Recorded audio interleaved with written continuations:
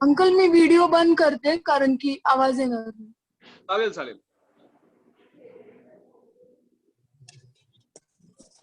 येतोय तुम्हाला? हॅलो. येत आहे बेटा. ओके मी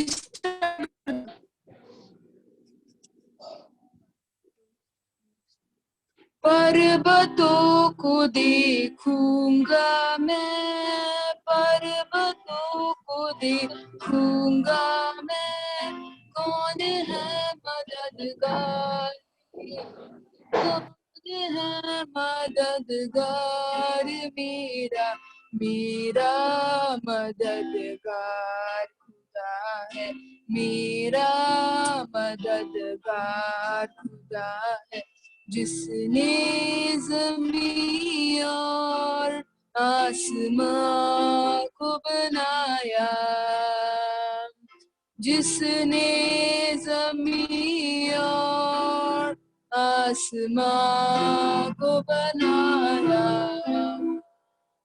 पर्वतों को देखूंगा मैं, वो तेरे पाँव को फिसलने नहीं देगा, वो तेरे पाँव को फिसलने नहीं देगा, खुदावंद है तेरा जागा हुआ, तुझे तन्हा न छोड़ेगा, खुदावंद है तेरा जागा हुआ, तुझे तन्हा न छोड़ेगा,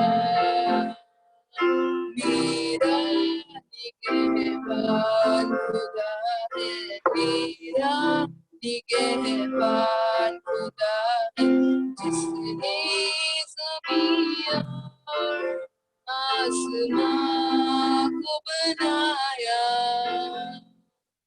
जिसने ज़मीं और आसमां को बनाया,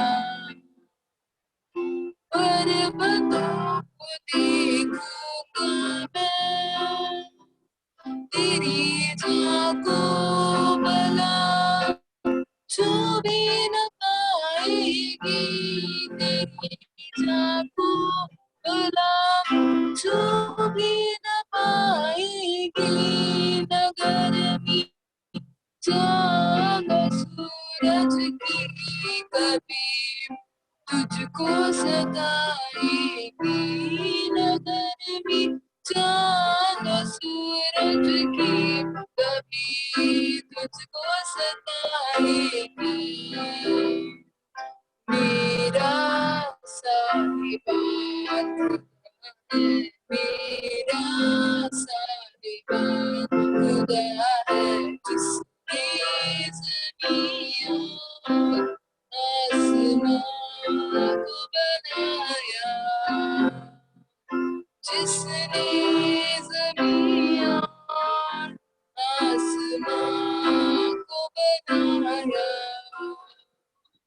पर्वतों को देखूंगा मैं। Thank you. मैं उसकी बोली गाता हूँ, छोटी उसकी भीड़ उसके पीछे जाता हूँ, यीशु मेरा चरवाहा मैं उसकी बोली गाता हूँ, छोटी उसकी भीड़ उसके पीछे जाता हूँ, हरियाली चरागाह मुझे चराता है, और निर्मल सोतों से मुझे पिलाता है, हरियाली चरागाह मुझे चराता है, और निर्मल सोतों से मुझे पिलाता है, तो आगे आगे चलता है, रक्षा भी करता जाता है, उसकी मधुर वाणी से मैं तृप्त हो जाता हूँ, आगे आगे चलता है, रक्षा भी करता जाता है, उसकी मधुर वाणी से मैं तृप्त हो जाता हूँ, यीशु मेरा चरवाहा मैं उसकी बोली गाता हूँ, छोटी उसकी भीड़ उसके पीछे जाता हूँ, मौत की घाटी से मुझे बचाता है, जंगल के खतरों से मुझे बचाता है, वो से मुझे बचाता है, जंगल के खतरों से मुझे बचाता है, वो मलम पट्टी करता है, ढाढ़स भी मुझे देता है, उसकी प्रेम सेवा से मैं आनंद पाता हूँ, वह मलम पट्टी करता है, ढाढ़स भी मुझे देता है, उसकी प्रेम सेवा से मैं आनंद पाता हूँ।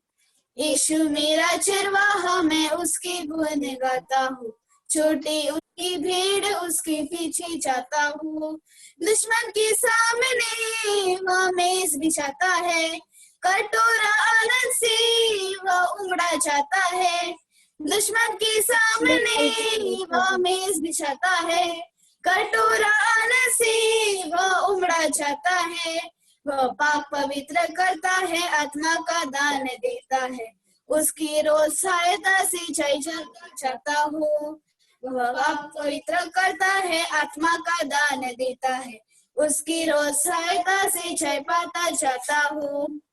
यीशु मेरा चरवाहा, मैं उसके गुण गाता हूँ, छोटी उसकी भीड़ उसके पीछे जाता हूँ। यीशु मेरा चरवाहा, मैं उसके गुण गाता हूँ, छोटी उसकी भीड़ उसके पीछे जाता हूँ, उसके पीछे जाता हूँ, उसके पीछे जाता हूँ। Thank you. Thank you very nice song God bless you बेटा. सो आपण देवाचे उपकार मानू. पुन्हा एकदा आपल्यामध्ये आज अंकल सूरज इनामदार आहेत. ते देवाची सेवा करतात, फुल टाइम देवाची सेवा करतात आणि लहान मुलांना पण ते शिकवतात. आणि आज आपल्याला ते सॅल्वेशन तारण हा विषय शिकवणार आहेत. त्या विषयामधून आपल्याशी बोलणार आहेत. आधी मी सांगतो की संजय वाघमारे अंकलनी नोट्स दिलेल्या आहेत. अर्ध्या नोट्स आलेल्या आहेत, अर्ध्या बाकी आहेत. पण तुम्ही जर नोट्स पाहिल्या तर एकदम डिटेल मध्ये आहेत. अंकलनी स्वतः टाईप करून तुमच्यासाठी त्या रेडी केलेल्या आहेत. तर ह्या मीटिंग नंतर मी सगळ्यांना नोट्स सर्क्युलेट करेल.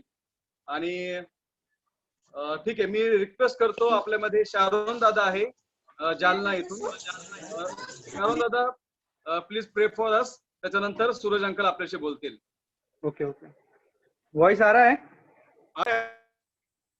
ओके, अपन प्रार्थना करेंगे. हे स्वर्ग में विराजमान महान परमेश्वर, आपकी स्तुति और आराधना करता परमेश्वर. आज का ये दिन आपने हमें प्रभु यीशु मसीह में दिखाया, आपको धन्य है तो परमेश्वर. यह परमेश्वर आपको धन्य है तो परमेश्वर, इस प्यारी सी संगति के लिए परमेश्वर, इस यूथ मीटिंग के लिए परमेश्वर धन्य है तो परमेश्वर. ये जो आपने बर्डन जो खड़कपाड़ा असेंबली को दिया परमेश्वर, तरुणों के लिए, इसलिए आपको धन्यवाद तो परमेश्वर. आज परमेश्वर आपके दास ब्रदर सूरज ईमानदार आपके वचनों के द्वारा जो भी हमें बताने वाले हैं, जो भी हम सब तरुणों को सिखाएंगे, वो सब हमारे ज्ञान और बुद्धि में बिठाओ. ये तरुण जीवन में जीते हुए उसे हमें लागूकरण करने के लिए सहायता मदद करो. इन सब के द्वारा आपका गौरव दो परमेश्वर. आप आएगा पूर्ण समय, ये आपके हाथ में लो परमेश्वर. ये छोटी सी प्रार्थना धन्य और तारनारे यीशु मसीह के थोर नाम में आपसे सादर करता हूँ परमेश्वर. इसे आप प्लीज स्वीकार कीजिए परमेश्वर. आमीन. थँक्यू बेटा. Suraj brother please continue. Okay brother,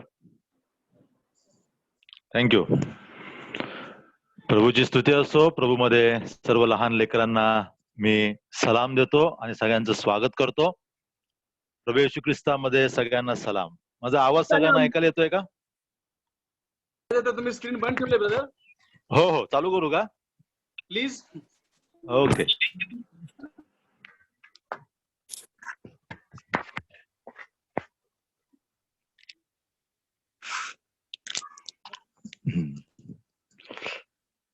ठीक आहे.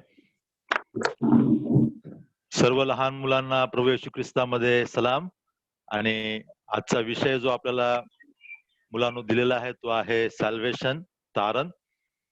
आणि हा तारण विषय अतिशय मोठा आणि विस्तृत आहे. परंतु एबनेझर अंकलने आपल्याला 50 मिनिटं दिलेली आहेत. या 50 मिनिटांमध्ये मी जास्तीत जास्त तुम्हाला हा विषय शिकवण्याचा प्रयत्न करणार आहे. आणि माझी खात्री आणि असा विश्वास आहे की तुम्ही सगळेजण प्रार्थना करून बसलेले आहात. तुमच्या मम्मी डॅडींनी तुम्हाला प्रार्थना करून पाठवलेला आहे. ठीक आहे. अनेक लेकरं अजूनही हातामध्ये बायबल आणि वही घेतलेली दिसत नाही. ते सगळ्यांनी बायबल आणि नोटबुक घ्यावं, पेन घ्यावा, जेणेकरून तुम्हाला जे विषय लिहावेसे वाटतील तो मुद्दा तुम्ही नोट करू शकता, जसं तुम्ही शाळेत कॉलेजमध्ये नोट काढता त्याप्रमाणे. तसंच मी काही गृहपाठ देखील देणार आहे, होमवर्क देखील देणार आहे, आणि तो होमवर्क नंतर एबनेझर अंकल तुमचा पाहतील. त्याकरता तुम्हाला वही आणि पेन आवश्यक आहे. आपला विषय आहे तारण. आजच्या ह्या 50 मिनिटांमध्ये आपण 2 महत्वाचे भाग यामध्ये शिकणार आहोत. पहिली गोष्ट, तारणाची गरज, नीड ऑफ सॅल्वेशन. तुम्ही सगळेजण मंडळीमध्ये आहात आणि वेगवेगळ्या कार्यक्रमांना किंवा कॅम्पला जेव्हा आम्ही जातो कार्यक्रमामध्ये, अनेकदा संदेशामध्ये अंकल लोक आपल्याला नेहमी हा प्रश्न विचारताना दिसतात की किती लोकांचं तारण झालेलं आहे, कोणाकोणाचं तारण झालेलं आहे, हात वर करा, असा प्रश्न अनेकदा विचारला जातो. आणि म्हणून तुमच्या मुलांपैकी तुम्हाला अनेकदा हा प्रश्न पडला असेल की का प्रत्येक अंकल किंवा का प्रत्येक सेवक तारणाविषयी वारंवार आम्हाला विचारतात, का आम्हाला तारणाविषयी सांगितलं जातं, का आम्हाला तारणाविषयी विचारलं जातं. याचं मुलांना स्पष्ट आणि सरळ उत्तर एवढंच आहे, कारण पाप आणि पापाचा परिणाम जो आम्हा मनुष्यांच्या जीवनामध्ये आहे, त्या पाप आणि पापाच्या परिणामापासून जर सुटायचं असेल तर आम्हाला केवळ एकच गोष्ट वाचवू शकते, ते म्हणजे तारण. आणि म्हणून प्रभूचे सगळे लोक, अंकल लोक किंवा तुमच्या घरातले लोक देखील तुमच्या तारणाकरता प्रार्थना करीत असतात, आल्यावरती स्वार्थ सांगण्याकरता सांगत असतात. त्याचा उद्देश हाच आहे की कसंही करून आपल्याला तारणाविषयीचं सत्य समजावं, तारण किती आमच्याकरता आवश्यक आहे ही गोष्ट आम्हाला कळावी. आणि म्हणून हा विषय एबनेझर अंकल यांनी प्रार्थनापूर्वक तुमच्या पुढे तुमच्याकरता ठेवलेला आहे. तर सगळ्यांनी स्क्रीनवरती लक्ष द्या आणि व्यवस्थित शांतपणे ऐका, आणि ज्या काही गोष्टी तुम्हाला जे समजतील त्या तुम्ही लिहिण्याचा प्रयत्न करा. काही गोष्टी मी सांगेन लिहायला, त्या देखील तुम्ही लिहायच्या. ठीक आहे अंकल थोडस हिंदी आणि मिक्स मराठी पण घ्या थोडस. हा ठीक आहे. थँक्यू. आपण तारणाविषयी शिकत आहोत आणि तारणाविषयीचा सगळ्यात पहिला महत्वाचा भाग हा आहे की मनुष्याचं पतन झालं, मनुष्याने पाप केलं आणि त्या पापाच्या द्वारा मनुष्याच्या जीवनामध्ये आणि ह्या जगामध्ये काय झालेला आहे, मृत्यूचा आणि सैतानाचा प्रवेश झालेला आहे.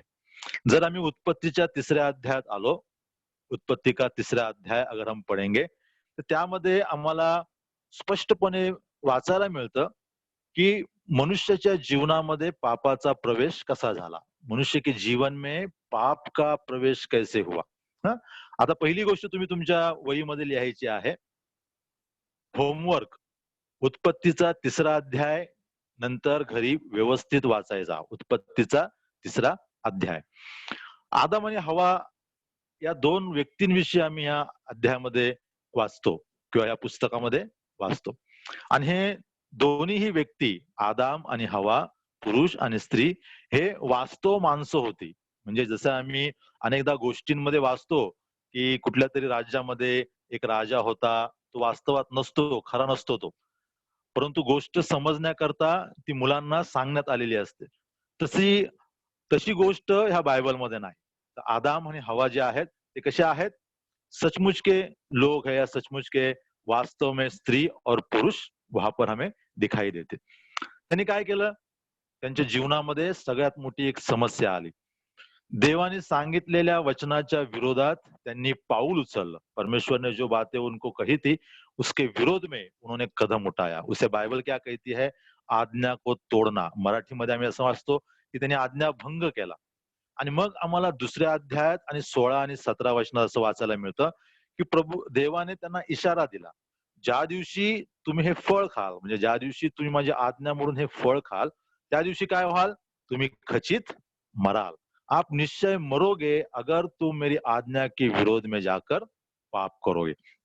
आता हे जे आदाम आणि हवेच्या जीवनात पाप आलं, त्या पापाचे काही टप्पे आहेत. कुछ स्टेजेस हमको दिखाई देते, कैसे इन दोनों के जीवन में पाप आया और कैसे इनका पतन हुआ, कैसे ये लोग गिरे. पहिली गोष्ट 3रा अध्याय 1 वचन बघा, आपल्या बायबलमध्ये वाचा. 3रा अध्याय 1 वचन मी तुमच्या सगळ्यांकरता वाचतो. परमेश्वर देवाने केलेल्या सर्व वनचरात सर्प फार धूर्त होता. तो स्त्रीला म्हणाला, तुम्ही बागेतल्या कोणत्याही झाडाचे फळ खाऊ नये असे देवाने तुम्हाला सांगितले, हे खरे काय? सर्प कसा म्हणत आहे, कैसे वो जो सांप है वो किस तरह से आदम और हवा से बात करता है. क्या परमेश्वर ने ये जो तुम्हें बातें बताई वो सही है, खरं आहे का? हे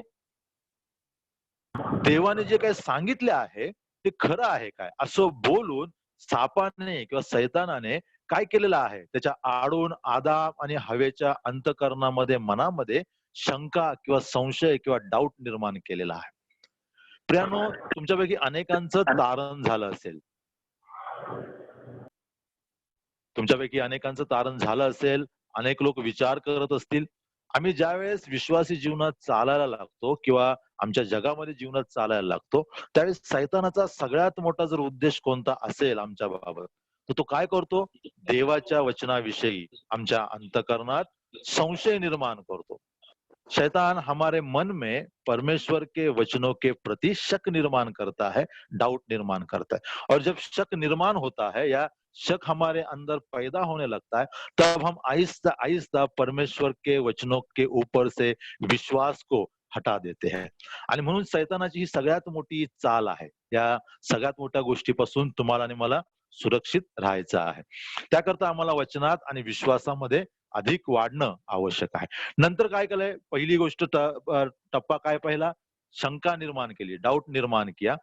3रा अध्याय 4थ्या वचनात 2रा टप्पा बघा, आम्ही वाचतो. सर्प स्त्रीला म्हणाला, तुम्ही खरोखर मरणार नाही, तुम्ही खरोखर मरणार नाही. 2ऱ्या अध्यायामध्ये आम्ही वाचतो 16 आणि 17 वचनामध्ये देवाने सांगितलं, जर तू माझ्या आज्ञा मोडशील तर काय होईल? तू खचित मरशील. परंतु 3ऱ्या अध्यायात 4थ्या वचनात साप काय म्हणतो की तुम्ही खरंच मरणार नाही. सैतानाने काय केलं? सैतानाने देवाला खोटं ठरवण्याचा प्रयत्न केला. सैतान खोटं बोलला. देवाच्या वचनावरून आमचा विश्वास ढासळला जावा, देवाच्या वचनावरून आमचं लक्ष आणि आमचं मन दूर जावं, याकरता आज देखील सैतान अनेक प्रकारे अनेक गोष्टींचा उपयोग करून आमच्याशी खोटं बोलण्याचा प्रयत्न करतो. देवाचं वचन, देवाचे विचार आमच्या समोर खोटे ठरवण्याचा प्रयत्न करतो. आणि म्हणून आम्हाला अतिशय सावधगिरीने या जगामध्ये चालण्याकरता प्रभूने सांगितलेलं आहे. पहिली गोष्ट त्याने केली, संशय निर्माण केला. नंतर सैतान काय बोललेला आहे? नंतर तो खोटं बोललेला आहे किंवा त्याने देवाच्या वचनांना, शब्दांना खोटं ठरवण्याचा प्रयत्न केलेला आहे. 3री गोष्ट 5व्या वचनात आम्हाला पाहायला मिळते. 3रा अध्याय 5वं वचन. कारण देवाला ठाऊक आहे की तुम्ही त्याचे फळ खाल, त्याच दिवशी तुमचे डोळे उघडतील आणि तुम्ही देवासारखे बरे वाईट जाणणारे व्हाल. 5व्या वचनात सैतानाने काय केलं? 5व्या वचनात सैतानाने अर्ध सत्य सांगितलं. सत्य सांगितलं, पण कसं? अर्ध सत्य, आधा सच शैतान ने उनको कहा. काय सांगितलं? तुम्ही फळ खाल्लं तर देवासारखे व्हाल, बऱ्या वाईटाचे ज्ञान तुम्हाला होईल. पण सैतानाने त्या फळाचा परिणाम सांगितला नाही, जो 2ऱ्या अध्यायात देवाने सांगितलेला आहे. देवाची आज्ञा मोडाल, परमेश्वर की आज्ञा को अगर आप तोड़ोगे तो आपके जीवन में दुख आएगा, आपके जीवन में वेदना आएगी, आपके जीवन में मृत्यु आएगी. इन बातों को शैतान ने आदम और हवा को नहीं बताया. सैतान नेहमी आमच्या जीवनाशी अशाच प्रकारे वागतो. देवाचं जे वचन आम्ही वाचतो आणि प्रियानो, जर आम्ही ते वचन अधिक गंभीरपणे अभ्यासलं नाही, प्रार्थनापूर्वक त्याचं मनन केलं नाही, किंवा मंडळीमध्ये, चर्चमध्ये जे अंकल लोक आपल्याला शिकवतात त्यांच्या त्या सांगण्याकडे जर आम्ही अधिक लक्ष दिलं नाही, तर काय होईल? तर आम्हाला सैतानाच्या जाळ्यामध्ये पडण्याकरता लवकर मार्ग सापडेल किंवा सैतान आम्हाला खूप लवकर फसवू शकेल. शैतान बहुत जल्द ही हमें आसानी से फंसा सकता है. आणि आम्ही पाहतो कि हवा इस शैतान के बातों में उलझ गई. शैतानाच्या ह्या सगळ्या गोष्टींमध्ये हवा फसलेली आम्हाला पाहायला मिळते. पवित्र शास्त्राने मनुष्याच्या ह्या पापाचे भयंकर परिणाम बायबलमध्ये आम्हाला दिलेले आहेत. हवेने फळ खाल्लं, हवेने आदमाला फळ दिलं आणि अशा प्रकारे दोघांच्या द्वारा पाप झालं आणि पापाच्या द्वारा सृष्टीमध्ये मृत्यू आलेला आहे. आता ह्या पापाचे परिणाम आम्हाला पाहायचे आहेत. जर तुमच्याकडे वही आणि पुस्तक तुम्ही पेन घेतला असेल तर लिहा पापाचे परिणाम. पाप के परिणाम क्या हुए, क्या इफेक्ट हुआ है. पहिली बात, तीसरा अध्याय ने सर्प का न्याय किया. देवाने सर्पाचा न्याय केला.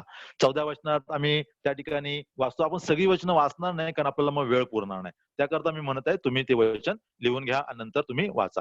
हेडिंग तुम्ही लिहू शकता सर्प का न्याय या जजमेंट ऑफ गॉड, आणि त्याच्यामध्ये तिसरा अध्याय 14 वचन तुम्ही लिहू शकता सर्पाचा न्याय. देवाने सर्पाचा केलेला न्याय आम्हाला त्या ठिकाणी पाहायला मिळतो. सांप को परमेश्वर ने शाप दिया, क्या करेगा, तू कैसे चलेगा, तू क्या खाएगा और तेरे जीवन में आखिर अंत क्या होगा. पतनाचा पहिला परिणाम, पाप का पहिला परिणाम सापाचा या सर्प का न्याय हुआ है. तिसरा अध्याय 15 वचन, त्याच्यानंतर सैतानाचा न्याय केलेला आहे प्रभूने. 15 वचन मी वाचतो, सगळ्यांचं सबके पहचान हुआ हे वचन है. आणि तू व स्त्री, तुझी संतती व तिची संतती यामध्ये मी परस्पर वैर स्थापिन. ती तुझे डोके फोडील व तू तिची टाच फोडशील. या वचनाचा संबंध सापाशी नाही, या वचनाचा संबंध कोणाशी आहे, सरळ सैतानाशी आहे. सैतानाच्या बीजामध्ये आणि स्त्रीच्या बीजामध्ये काय होणार आहे, वैर स्थापन होणार आहे. आणि शैतान को कहा कि तू उसकी एड़ी को तोड़ेगा और वो तेरे मस्तक को फोड़ेगा. प्रभु यीशु ख्रिस्ताचं वधस्तंभाच्या कार्याच्या द्वारा प्रभु यीशु मसीह ने सूली पर इस तीसरे अध्याय 15 वचन के बातों को पूरा किया हम देखते हैं. शैतान ने प्रभु यीशु मसीह को वेदना दी, वधस्तंभ की, लेकिन प्रभु यीशु मसीह ने अपने मृत्यू के द्वारा शैतान को हराया, उसके मस्तक को तोडा आहे. आम्हाला ही वधस्तंभावरती झालेली घटना पाहायला मिळते की सैतानाने ज्या काही वेदना देण्याचा प्रयत्न केला प्रभू येशू ख्रिस्ताला, ती टाच फोडण्याचं चित्र दाखवते. आणि प्रभू येशू ख्रिस्ताने वधस्तंभाच्या द्वारा सैतानावरती विजय मिळवला, ते सैतानाचा पराभव आम्हाला दाखवतो. सापाचा न्याय, सैतानाचा न्याय. आणि तिसरा अध्याय 16व्या वचनामध्ये चॅप्टर 3:16 स्त्रीचा न्याय. स्त्रीला कोणत्या वेदनांना सामोरं जावं लागेल, स्त्री के जीवन में क्या समस्या आएगी, इसके विषय में परमेश्वर ने स्त्री को भी लिखा है. पाप कितना भयंकर है. जब हमारे जीवन में पाप आता है, आमच्या जीवनात पाप येतं, त्यावेळेस त्या पापाचे परिणाम सर्वत्र दिसतात. उस पाप के परिणाम हमें चारों ओर दिखाई देते हैं. चौथा परिणाम, तिसरा अध्याय 17 से 19 वचन. चौथी गोष्ट आम्हाला पाहायला मिळते की स्त्रीचा न्याय झाल्यानंतर मनुष्याचा न्याय केलेला आहे. काय सांगितलेलं आहे, भूमि को शाप दिया है और मनुष्य का न्याय क्या किया है, तू क्या करेगा, तू कष्ट करेगा और कष्ट के अनुसार तुझे फल नहीं मिलेगा. तू खूप घाम गाळशील, तू खूप शरीराने श्रम करशील, परंतु काय होईल, तुला त्या जमिनीतून अन्न मिळणार नाही. प्रियांनो, आज आम्ही अनेकदा वाचतो की ह्या गावामध्ये, त्या राज्यामध्ये दुष्काळ पडलेला आहे, जमिनीमध्ये पीक येत नाही. हे शापाची सुरुवात आहे. हा कुठे दिलेला शाप, आम्हाला एदेन बागेमध्ये दिलेला शाप पाहायला मिळतो. ही जमीन त्याकरता प्रभूने दिली नव्हती. त्याआधी प्रभूने सांगितलं की या जमिनीमध्ये काय तू कर, मशागत कर, आणि या जमिनीतून येणाऱ्या सगळ्या चांगली फळं, चांगल्या भाज्या तुझ्याकरता तू वापर. पण ही जमीन नापीक का झाली, या जमिनीतून फळ किंवा पीक का आलं नाही, कारण मनुष्याने पाप केलं, देवाच्या शापामुळे. रोमकराचं पत्र 5वा अध्याय 12 वचन, रोमन्स चॅप्टर 5:12. बघा त्या ठिकाणी पूरे मनुष्य जाति के ऊपर परमेश्वर ने न्याय किया है. संपूर्ण मनुष्य वंशावरती प्रभूने न्याय आणलेला आहे. आणि त्या ठिकाणी आपल्याला वचन वाचायला मिळतं असं, 5वा अध्याय 12 वचन, एका माणसाच्या द्वारे पाप जगात आले आणि पापाच्या द्वारे मरण शिरले, आणि सर्वांनी पाप केल्यामुळे सर्व माणसांमध्ये अशा प्रकारे मरण पसरले. बापरे, एका मनुष्याने पाप केलं आणि काय झालं, त्या पापाच्या द्वारे मरण शिरलं, आणि मग काय झालं, आणि सर्वांनी पाप केल्यामुळे सर्वांमध्ये मरण पसरलं. प्रियांनो, तुम्ही बातम्या ऐकता, बातम्या वाचता, त्यामध्ये कोणत्या बातम्या जास्त आहेत, किती लोक मरण पावले, आजाराने, कोविडने किती मरण पावले, अपघातामध्ये किती मरण पावले, हे सगळं काय आहे? मृत्यू जो आमच्या जीवनात, मनुष्याच्या जीवनात आला, तो पापाचा परिणाम है। मृत्यु जो हम आज मनुष्य के जीवन में देखते हैं वो क्या है? वो पाप का सबसे भयंकर परिणाम दिखाई देता है। त्याच्यानंतर 19 ते 22 वचन, 8वां अध्याय, रोमियो की पत्री उसका 8वां अध्याय 19 से 22 वचन। हम सब नहीं पढ़ेंगे, मैं कुछ वचन आपके लिए पढ़ता हूं। कारण सृष्टी देवाच्या पुत्राच्या प्रकट होण्याची प्रतीक्षा अत्यंत उत्कंठेने करीत आहे। 21वां वचन, सृष्टी ही स्वतः नश्वरतेच्या दास्यातून मुक्त होऊन तिला देवाच्या मुलांची गौरवयुक्त मुक्तता मिळावी या आशेने वाट पाहते। आणि आपल्याला माहित आहे सृष्टी आजपर्यंत कणत आहे। पौल काय म्हणतो, संत पौल, पापामुळे सृष्टी, ज्या जगात आम्ही राहतो ते जग काय करत आहे? रडत आहे, कणत आहे। कणने म्हणजे माहिती आहे, कराहाना आपको मालूम है, जब हम बहुत श्रम करते हैं या जब हम कहाँ पर गिर जाते हैं तब हमें कुछ लगता है, और जब सोते वक्त हमें उस शरीर की वेदना को, हम उस शरीर को वेदना जब होती है तब हम क्या करते हैं? कराते हैं। ज्यावेळेस आम्हाला त्या वेदना होतात त्यावेळेस आम्ही काय करतो? कणतो किंवा ओरडतो। सृष्टी अशी ओरडत आहे, का ओरडत आहे? पापाच्या ओझ्यामुळे। आणि सृष्टी कोणाची वाट बघत आहे? उद्धारकर्त्याची, तारणकर्त्याची आणि त्याच्या मुक्तीची। म्हणजे कोणाची? म्हणजे प्रभू येशू ख्रिस्ताची। 7वा परिणाम किती भयंकर आहे बघा।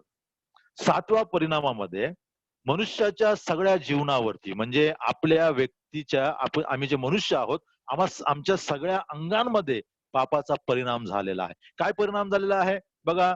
मनुष्याची बुद्धी, मनुष्य की बुद्धी मतलब आम्ही जे वचन ऐकत आहोत, तुमच्या बुद्धीवर पापाचा परिणाम झालेला आहे। कशी आली बुद्धी?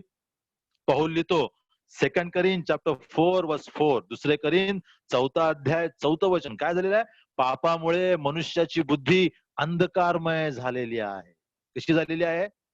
जरी तुम्ही मेरिट मध्ये येणारी मुलं असाल, जरी तुम्ही डॉक्टर आणि इंजिनियर बनणारे असाल, मोठमोठे मॅनेजर बनाल, परंतु प्रभूचं वचन काय सांगतं? पापामुळे आमची बुद्धी कशी आहे? आमची बुद्धी अंधकारमय झालेली आहे। दुसरा परिणाम आमच्या कशावर झालेला आहे? आमच्या विवेकावर झालेला आहे, कॉन्शियस वरती झालेला आहे। 1 तिमोथी 4 अध्याय 2 वचन, 1 तिमोथी की पत्री उसका 4 अध्याय 2 वचन, पौल क्या लिखता है? मनुष्य के विवेक क्या हो गया? जल गया, ऐसा हो गया है। माणसाचा विवेक भ्रष्ट झालेला आहे। विवेक का मतलब? विवेकाचा अर्थ असा आहे, जे चांगलं काय आणि वाईट काय हे समजण्याची वृत्ती। आम्ही गॅस पेटवतो आणि गॅसवरती हात ठेवता का तुम्ही? आम्हाला माहित आहे गॅसवरती हात ठेवता काय होणार आहे?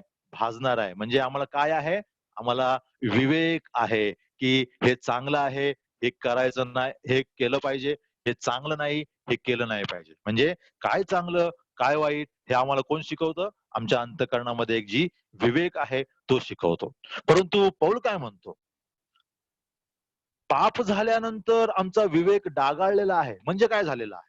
म्हणजे आज सगळ्या जगातील माणसांना ज्यावेळेस आम्ही सांगतो की पापावरती विजय मिळवण्याकरता म्हणून स्वीकारणं आवश्यक आहे, परंतु जगाला चांगलं काय आहे ते कळत नाही। जग काय करतं?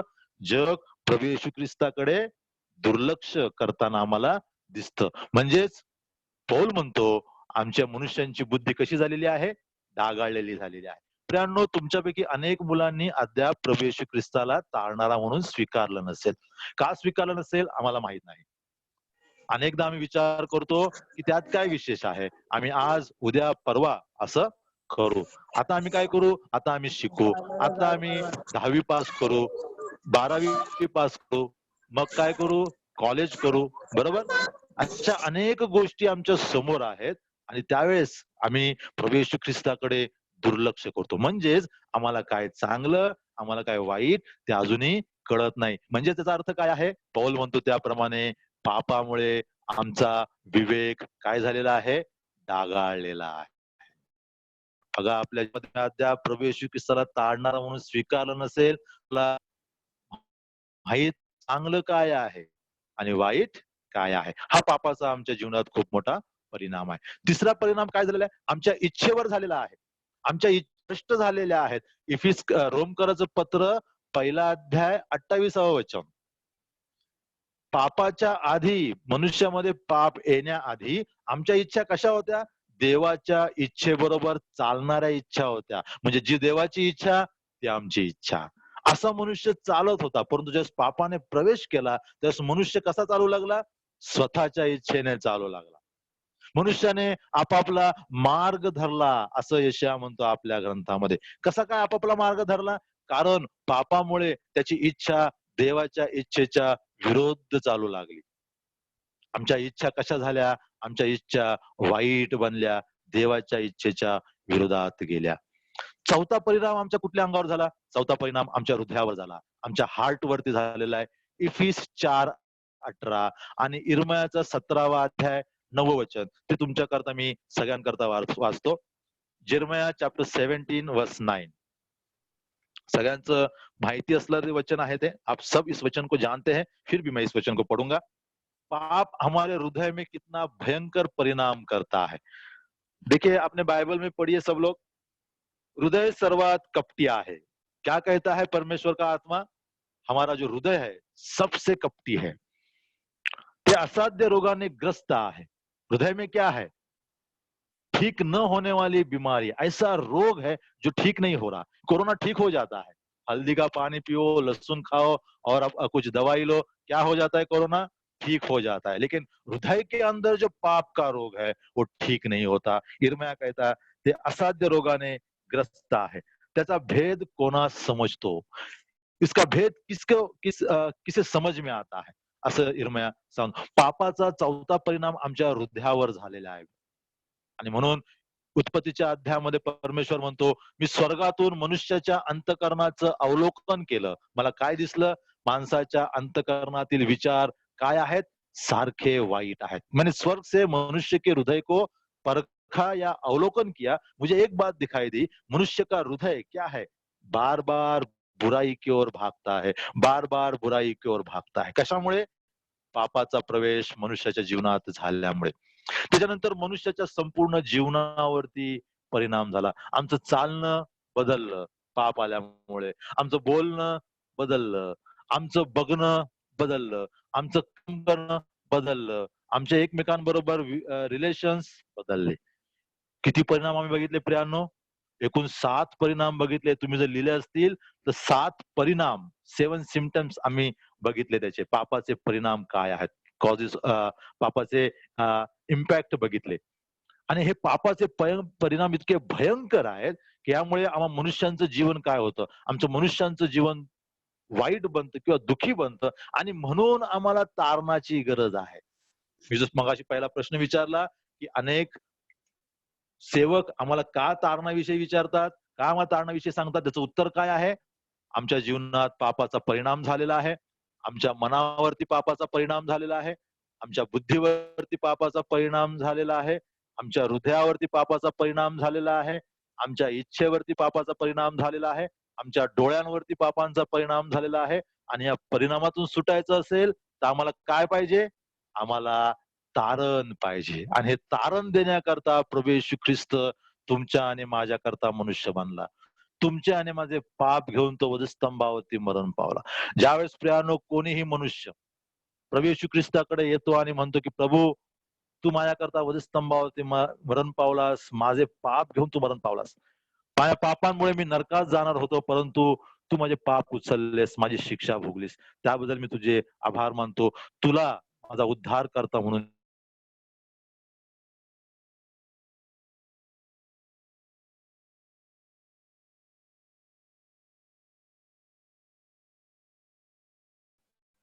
जेव्हा कोणी व्यक्ती अशा प्रकारे प्रभू येशू ख्रिस्ताशी बोलतं किंवा प्रभू येशू ख्रिस्ताला अशा प्रकारे प्रार्थना करतं, त्यावेळेस बायबल काय सांगतं? बायबल सांगतं पापांची क्षमा प्रभू करतो आणि त्या व्यक्तीला काय देतो? तारण देतो. ज्यावेळेस तारण होतं प्रियानो आमचं, आम्हाला पापांची क्षमा मिळते, तेव्हा हे सगळे पापाचे परिणाम जे आम्ही बघितलेत ते सगळे परिणाम आमच्या जीवनातून काय होतात? हळूहळू हळू निघून जातात आणि देवाच्या अनुग्रहामध्ये आम्ही वाढू लागतो. आता दुसरा मुद्दा आम्ही पाहणार आहोत. पापाचा परिणाम जे आम्ही नेहमी म्हणतो, पापाचं वेतन मरण आहे. काय आहे? पापाचं वेतन मरण आहे. रोमकाराचं पत्र 6वा अध्याय 23वा वचन लिहून घ्या, नंतर तुम्ही घरी वाचायचं आहे. हा, गृहपाठ लिहून घ्या, होमवर्क. रोमकाराचं पत्र 5वा अध्याय आणि रोमकाराचं पत्र 3रा अध्याय आणि रोमकाराचं पत्र 6वा अध्याय. आपण ही वचने वाचणार नाहीत कारण आपल्याला वेळ पुरणार नाही. तुम्ही घरी ही सगळी वचने वाचायची. या वचनामध्ये पौल काय सांगतो? पापाचं वेतन. वेतन म्हणजे काय? पगार. ज्यावेळेस मम्मी डॅडी काम करतात महिनाभर आणि मग त्यांना काय देते कंपनी किंवा सरकार? पगार देतं. तुम्ही ह्या महिन्यात काम केलं म्हणून तुम्हाला हा पगार. आणि मग त्या पगारावरती आपलं काय चालतं? तुमचं शिक्षण चालतं, तुमचे कपडे येतात, घरामध्ये आम्हाला पौल म्हणतो पापाचं वेतन मरण आहे. म्हणजे काय? मनुष्य पापामध्ये जगतो, पापाकरता श्रम करतो. जे काय आम्ही करतो ते पापाकरता करतो किंवा पापाच्या परिणामामुळे करतो आणि शेवटी आम्हाला काय मिळतं? पगार, मरण मिळतं. पापाचा पगार काय आहे?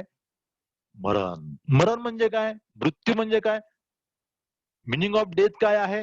Separation of soul and body. म्हणजे आमच्या शरीरामधून जीव निघून जातो, वेगळे होतात शरीर आणि जीव. शरीराने जीव वेगळे झाल्यावरती काय होतं? शरीर मातीचं मातीला मिळतं. आणि त्या गोष्टीला मी काय म्हणतो? त्या गोष्टीला, त्या घटनेला आम्ही मृत्यू म्हणतो. सगळेजण मृत्यूला घाबरतात प्रियानो. आम्ही सगळेजण मृत्यू पाहतो त्यावेळेस घाबरतो. परंतु या मृत्यूपासून सुटण्याकरता जो मार्ग दिलेला आहे त्या मार्गाकडे जग आज पाहत नाही. तो मार्ग कुठला आहे? तो मार्ग आहे प्रभू येशू ख्रिस्ताचा. बायबल 3 प्रकारचे मरण सांगतं. मी पटकन त्या गोष्टींकडे वळणार आहे आणि पटकन ते गोष्ट संपवण्याचा प्रयत्न करणार. पहिली गोष्ट शारीरिक मरण, म्हणजे जे आम्ही जगामध्ये सगळ्यांना मरताना पाहतो त्याला आम्ही काय म्हणतो? शारीरिक मरण. म्हणजे शरीरातून जीव निघून जातो आणि आत्मा वेगळा होतो. या सेपरेशनला काय म्हटलेलं आहे? मृत्यू म्हटलेला आहे किंवा डेथ म्हटलेली आहे. आणि जगातील सगळ्या माणसांना या मृत्यूला सामोरं जावं लागणार आहे. इव्हन आम्ही विश्वास ठेवणारे जे आहोत आम्हाला देखील या मृत्यूला एक दिवस सामोरं जावं लागणार आहे. ज्यावेळेस डॉक्टर मृत्यू घोषित करतात त्या डेथ सर्टिफिकेट विचारतात कब्रस्तानात, सिमेट्रीमध्ये. त्या डेथ सर्टिफिकेट वरती एक कारण दिलेलं असतं, cause of death. Heart attack असेल किंवा अजून दुसरं काय असेल. तर ही सगळी कारणांनी आम्हाला कळतं की एक्झॅक्ट मृत्यू कशामुळे झाला, किस कारण इस व्यक्ती की मौत हुई है. लेकिन बायबल आम्हाला काय सांगतं? मृत्यूचं सगळ्यात महत्वाचं कारण काय आहे? मृत्यूचं सगळ्यात महत्वाचं कारण पाप है। हमारे मनुष्य के जीवन में जो पाप का प्रवेश है, उस पाप के प्रवेश के कारण हम इंसान मरते हैं। एजकेल के 18वां अध्याय और उसके 20वें वचन में, एजकेलचा 18वां अध्याय आणि 20व्या वचनामध्ये एजकेल काय म्हणतो? जो जीवात्मा पाप करेल तो मरेल. आणि म्हणून जगामध्ये जन्मणारे कोणीच निष्पाप नाही, सगळे कसे आहेत? सगळ्यांनी पाप केलेला आहे आणि सगळेजण काय झालेले आहेत? सगळेजण देवाच्या गौरवास उणे पडलेले आहेत आणि त्यांच्या जीवनात काय आलेलं आहे? पापाचं वेतन मरण आलेलं आहे. हिब्रू लोकास पत्र 9वा अध्याय 27वा वचन, हिब्रू चॅप्टर 9 वर्स 27 मध्ये असं म्हटलेलं आहे, मनुष्याला एकदाच मरणे आहे आणि काय आहे? त्याचा न्याय होणे नेमून ठेवलेले आहे. जर प्रियांनो तुम्ही प्रभू येशू ख्रिस्ताला तारणारा म्हणून स्वीकारलं असेल, विश्वासणाऱ्यांना जगाप्रमाणे न्यायाला सामोरं जावं लागणार नाही, परंतु प्रभू येशू ख्रिस्ताच्या न्यायासनासमोर आम्हाला सगळ्यांना उभं राहायचं आहे. त्या ठिकाणी आम्हाला शिक्षा नाही, त्या ठिकाणी आम्हाला काय मिळणार आहे? त्या ठिकाणी आम्हाला बक्षीस मिळणार आहे, रिवॉर्ड मिळणार आहे. तुम्ही संडे स्कूलमध्ये गाणं म्हणता आणि प्रोग्राम करता, त्यास तुम्हाला काय देतात? अंकल लोक गिफ्ट देतात. तसं आम्ही या जगात विश्वासी म्हणून जगल्यावरती आम्हाला काय मिळणार आहे? प्रभू येशू ख्रिस्ताकडून गिफ्ट्स किंवा रिवॉर्ड मिळणार आहे. परंतु ज्यांनी प्रभू येशू ख्रिस्ताला स्वीकारलं नाही, पापामध्ये जगत बसले, त्यांना काय मिळणार आहे? त्यांना भयंकर शिक्षेला सामोरं जावं लागणार आहे. त्या शिक्षेला काय म्हटलंय? त्या शिक्षेला नरक म्हटलेला आहे. नरक कसा आहे? नरकात केवळ आग आहे, केवळ अग्नी आहे. त्याला अग्नीचं सरोवर म्हटलेलं आहे, अग्नीचा तलाव म्हटलेला आहे. इतकी भयंकर ती गोष्ट आहे. पहिली गोष्ट काय आहे? शारीरिक मरण. पापाचा दुसरा परिणाम काय आहे? आत्मिक मरण, स्पिरिच्युअल डेथ. उत्पत्तीच्या 2ऱ्या अध्यायात 17व्या वचनामध्ये आम्ही असं वाचतो, तू खचित मरशील. म्हणजे काय झालं? आदाम शरीराने मेला नाही, परंतु देवाबरोबरील त्याचं नातं दुरावलं गेलं, तो देवापासून दूर गेला. आत्मिक दृष्ट्या मनुष्य मरतो म्हणजे काय होतं? देवापासून मनुष्य आत्म्याने विभक्त होतो. प्रियांनो, आज जे लोक जन्म घेत आहेत, लहान मुलं, ते आत्मिक दृष्ट्या मृत आहेत. देवापासून त्यांचा संबंध तुटलेला आहे. आणि म्हणून तुमच्या आणि माझ्या जीवनात हा जो भयंकर परिणाम आहे देवापासून दूर जाण्याचा, तो परिणाम जर आम्हाला दूर करायचा असेल, देवाच्या जवळ जायचं असेल, तर आम्हाला काय पाहिजे? तर आम्हाला तारण आवश्यक आहे. आणि म्हणून अंकल आणि सगळ्या मंडळीतले बंधूजन आम्हाला काय शिकवतात? तारण शिकवतात. तारणाच्या द्वारा काय होतं? प्रभू येशू ख्रिस्ताला आम्ही आमचा प्रभू आणि देव म्हणून स्वीकारतो. आणि मग प्रभू येशू ख्रिस्ताच्या द्वारा आमचा काय होतो? देवाबरोबर, देव जो बाप त्याच्याबरोबर काय होतो? समेट होतो. आमचा आणि त्याचा समेट होतो. पुन्हा मैत्री निर्माण होते. तिसरं एक मरण सांगितलेलं आहे प्रियानो, त्याला सार्वकालिक मरण म्हटलेलं आहे किंवा दुसरं मरण म्हटलेलं आहे. त्याचा अर्थ असा आहे की ज्या लोकांनी प्रभू येशू ख्रिस्ताला तारणारा म्हणून स्वीकारलं नाही, त्यांच्या मृत्यूनंतर, न्यायानंतर देव त्यांना अनंत काळच्या नरकात टाकणार आहे. त्यांची पुन्हा देवाबरोबर भेट होणार नाही. ते कुठे राहणार आहेत? अनंत काळ नरकात राहणार आहेत. ते वचन इफिसकराचं पत्र 4 अध्याय 18 वचनात दिलेलं आहे. इफिस 4:18. ते देवाच्या जीवनाला पारखे झाले. प्रकटीकरण 20:12 आणि 15 वचनांमध्ये त्या ठिकाणी दिलेला आहे. दुसऱ्या मरणामध्ये त्यांचा प्रवेश झालेला आहे आणि अग्नीच्या सरोवरामध्ये त्यांना टाकण्यात आलेला आहे. त्या ठिकाणी तो भाग तुम्ही व्यवस्थित वाचा. प्रकटीकरणाचा 20वा अध्याय 11 ते 15 वचन.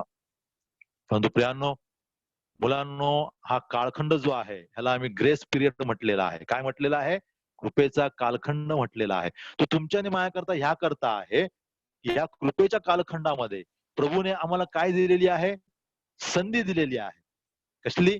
की आम्ही प्रभू येशू ख्रिस्ताकडे पाहावं, आम्ही आमच्या अंतःकरणात पाहावं.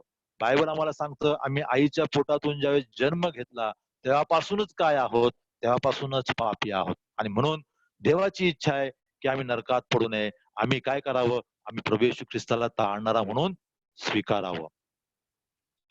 चौथं जे मरण आहे, अनेक अभ्यासकांनी किंवा देवाच्या दासांनी चौथं एक मरण आपल्या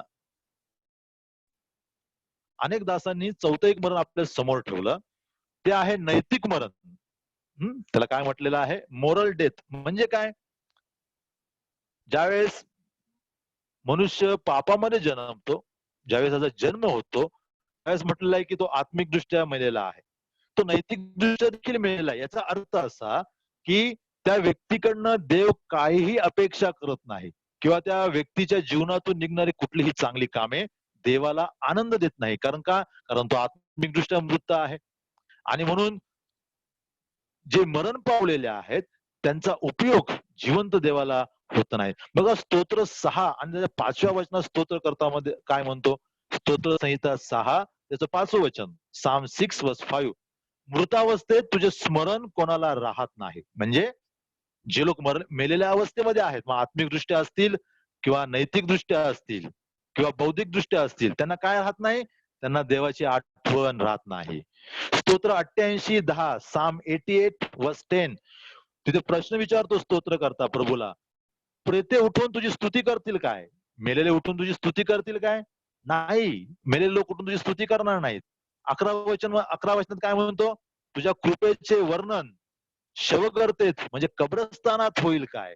विनाशस्थानी तुझ्या सत्यतेचे वर्णन होईल काय? ज्या ठिकाणी लोक मेलेले आहेत, ज्या ठिकाणी लोकांना जे मेलेले राहतात, अशा ठिकाणी तुझं गौरव होईल काय प्रभू? नाही. कोण करेल गौरव तुझं? यशाया 38वा अध्याय आणि 18 आणि 19 वचनात काय म्हणतो? जिवंत माणूसच तुझा धन्यवाद करू शकतो. जिवंत माणूसच तुझा धन्यवाद करू शकतो. मुलांनो, जर तुम्ही प्रभू येशू ख्रिस्ताला तारणारा म्हणून स्वीकारलेलं नसेल, तर प्रभू येशू ख्रिस्त देव त्या व्यक्तीला कसं पाहतो?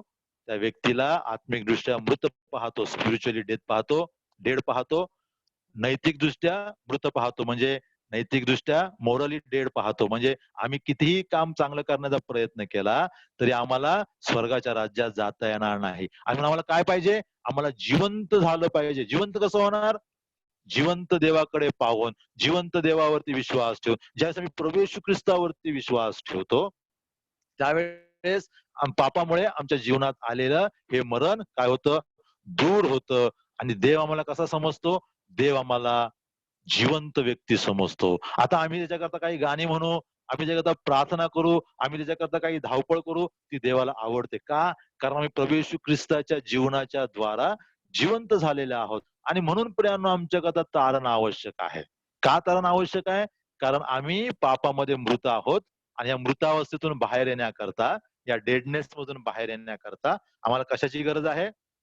आम्हाला तारणाची गरज आहे. दुसरा मुद्दा जो मी तुम्हाला म्हटलं होतं की 2 भागामध्ये आपण शिकणार आहोत, तो मुद्दा पण आपण लगेच पाहूया. आपल्याकडे काही मिनिटं आहेत. ज्यावेळेस कोणी व्यक्ती, त्याला हे कळतं की आम्ही जन्मापासून पापी आहोत आणि पापाचं वेतन मरण आहे, म्हणजे आम्ही नरकात पडणार आहोत.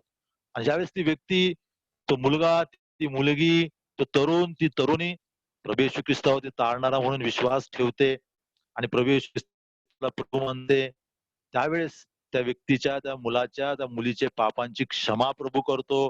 आणि मग त्याला काय म्हटलंय बायबलने? त्याचं तारण होतं. म्हणजे काय होतं? पापाची क्षमा होते. म्हणजे काय होतं? तो आधी मेलेला होता, त्याचा काय होतो? नवा जन्म होतो. काय होतो? नवा जन्म.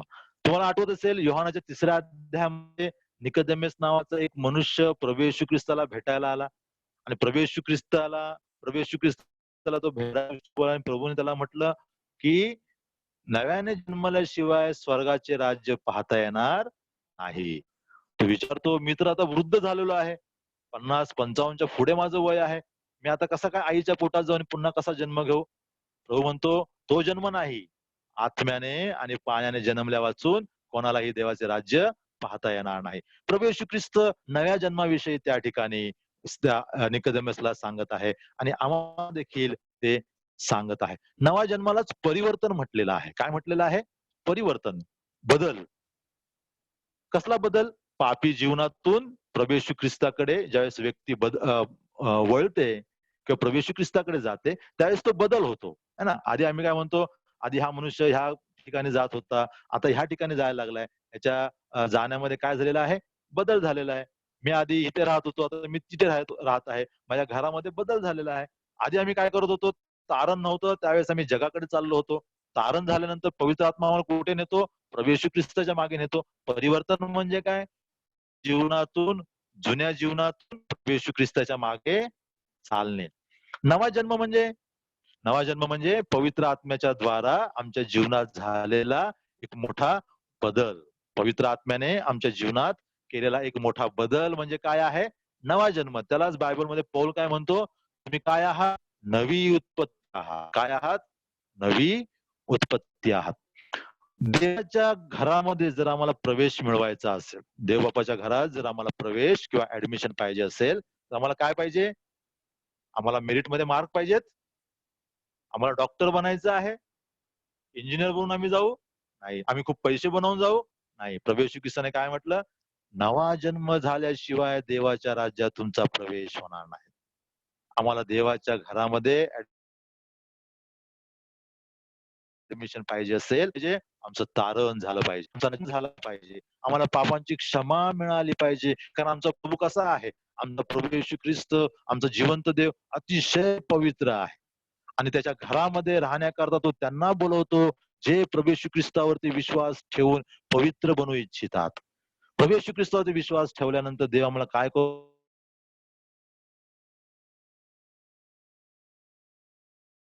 करतो? देव आम्हाला, आणि पुढच्या राज्यात जर तुम्हाला प्रवेश पाहिजे असेल तर मुलांना काय पाहिजे? तुम्हाला तारण पाहिजे. त्याकरता काय करावं लागेल? पापांची क्षमा मागावी लागेल. कोणाकडे? प्रभू येशू ख्रिस्ताकडे. ज्यांचं तारण अद्याप झालं नाही, ज्याने अद्याप प्रभू येशू ख्रिस्ताला देवबाप आणि तारणारा म्हणून आपल्या अंतःकरणात स्वीकारलं नाही, ते देवाच्या राज्यात जाऊ शकणार नाहीत. पुढची गोष्ट, अनेकांना चुकीच्या कल्पना कळल्यात.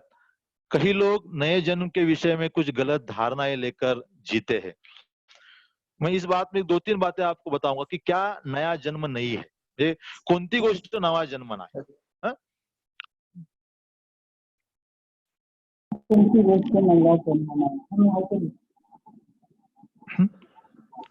तुमच्याकडे घरामध्ये सगळ्यांच्या जुनं शर्ट असेल, जुन्या शर्टाला कधीतरी तुम्ही बाहेर काढता, मग कळतं की 2-3 बटणं तुटलेली आहेत. मग मम्मी 2-3 बटणं जोडते आणि मग ते धुते आणि तुम्ही कडक इस्त्री करून ते घालता. ते नवीन दिसतं. घरात बराच वेळ ठेवल्यामुळे ते थोडं चमकतं. पण तुम्हाला माहित असतं ते काय नाही, ते नवीन शर्ट नाही, ते जुनं शर्ट आहे.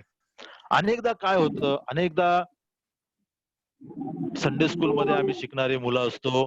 संडे स्कूलमध्ये भाग घेणारी मुलं असतो आणि मग काय होतं, आम्ही संडे स्कूलची गाणी म्हणतो, संडे स्कूलच्या ड्रामामध्ये काम करतो आणि आम्हाला सगळे लोक चांगले म्हणतात, आम्हाला सगळं बक्षीस मिळतं, आम्ही सगळं करतो, आमची वचनं पाठ होतात.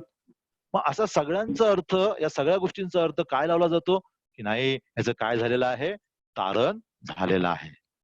तर त्या गोष्टीला तारण म्हणत नाही. तारण कशाला म्हणतात? जोपर्यंत त्या व्यक्तीला त्याच्या पापांची खात्री होत नाही, जोपर्यंत ती व्यक्ती, तो मुलगा, ते मूल, तरुण, तरुणी पाप प्रभू येशू ख्रिस्त आहेत, तोपर्यंत पापांची क्षमा होत नाहीत. आमच्या चांगल्या कामांमुळे आमचं तारण होत नाही. बायबल काय सांगतं? आमच्या चांगल्या कामांमुळे आमचं तारण होत नाही. आमचं तारण कसं होतं? विश्वासाने, पश्चातापाच्या द्वारा आमचं काय होतं? तारण होतं. दुसरी गोष्ट काय असते? अनेक लोक आजारातून बरे होतात. काही लोक आजारी असतात, अंकल आंटी, आणि मग मंडळी प्रार्थना करते, त्यांचे आजार बरे होतात. मग त्या लोकांना काय वाटतं, की आमचा आजार बरा झालेला आहे आणि आमचं काय झालेलं आहे? तारण झालेलं आहे. जुन्या करारामध्ये जे तारणाचा अर्थ आहे, जे आम्ही जुना करार वाचतो, त्या ठिकाणी तारणाचा अर्थ तो आहे लढाईतून सुटका, मरणातून सुटका, आजारपणातून सुटका, शत्रूपासून सुटका म्हणजे तारण. परंतु ज्यावेळेस आम्ही नव्या करारामध्ये येतो, नव्या करारामध्ये तारणाचा अर्थ काय आहे? नव्या करारामध्ये तारणाचा अर्थ आहे नरकातून सुटका आणि पापातून सुटका. म्हणून आम्ही चांगलं काम केल्याने आमचं तारण होत नाही. आम्हाला काय केलं पाहिजे? आम्हाला प्रभू येशू ख्रिस्तावरती विश्वास ठेवण्याकरता प्रभू येशू ख्रिस्तावरती विश्वास ठेवला पाहिजे. त्याच्यानंतर काय आहे? त्याच्यानंतर आम्ही अनेकदा विचारतो मंडळीमध्ये अंकल लोक, की कोणाकोणाचं तारण झालंय, तेव्हा अनेक लोक हात वर करतात आणि काय सांगतात? आमचा ह्या दिवशी बाप्तिस्मा झालेला आहे. तर बाप्तिस्मा म्हणजे पण तारण नाही. तारणाची साक्ष काय आहे? बाप्तिस्मा आहे. आधी तारण व्हावं लागतं आणि मग बाप्तिस्म्याच्या द्वारा आम्ही त्याची साक्ष देतो. बाप्तिस्मा घेऊन आम्ही नुसता हात वर करू शकत नाही की माझं तारण झालेलं आहे. बाहेर जगामध्ये ज्या मंडळ्या आहेत, जगामध्ये जे चर्चेस आहेत, त्या ठिकाणी असा प्रकार चालू आहे. अनेक लोक येतात, बाप्तिस्मा घेतात, चर्चचे सभासद होतात आणि मग सांगतात आमचा बाप्तिस्मा झालेला आहे. बाप्तिस्म्याने आम्ही ख्रिस्ताच्या शरीराचे अंग बनत नाही. बाप्तिस्म्याने आमच्या पापांची क्षमा होत नाही. बाप्तिस्म्याने आम्ही स्वर्गात जाणार नाही. प्रभू येशू ख्रिस्ताने काय म्हटलं? नवा जन्म झाल्याशिवाय स्वर्गाच्या राज्यामध्ये कोणीही प्रवेश करणार नाही. नवा जन्म म्हणजे नवी सुरुवात. ज्यांनी वही आणली असेल त्यांनी लिहून घ्या. New birth means new beginning. म्हणजे काय नवी सुरुवात? म्हणजे नवा जन्मामध्ये नवी सुरुवात, याच्यामध्ये पवित्र आत्मा आम्हाला काय देतो? एक नवीन स्वभाव देतो. प्रभू येशू ख्रिस्ताला स्वीकारण्याच्या आधी एक वेगळा स्वभाव होता.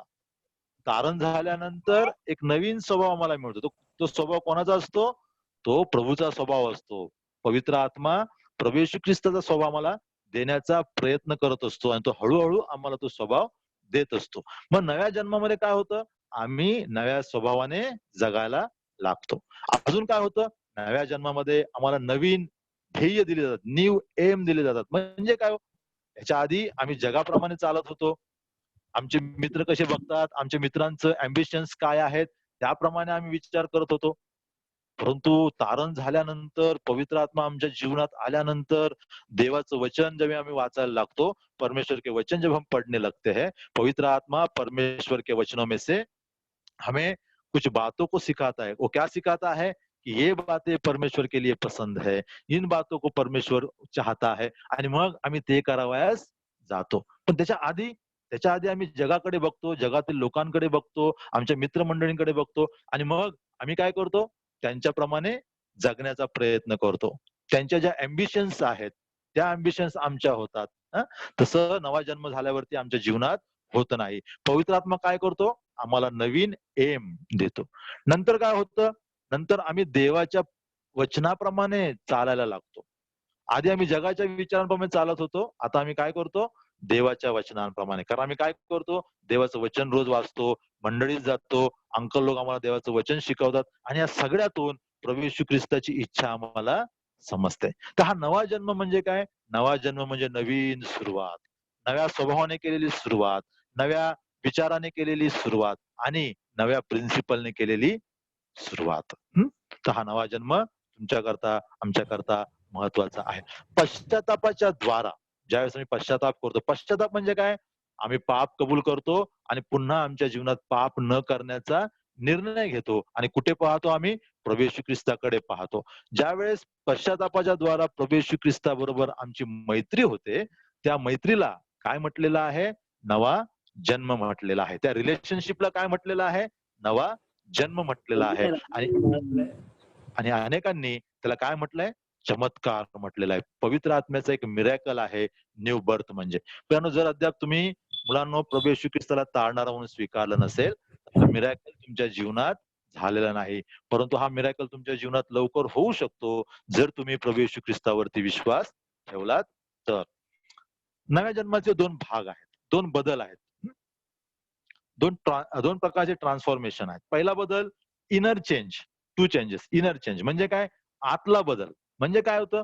आमच्या मनाचा आमचं मन बदलतं, न्यू हार्ट आम्हाला मिळतं.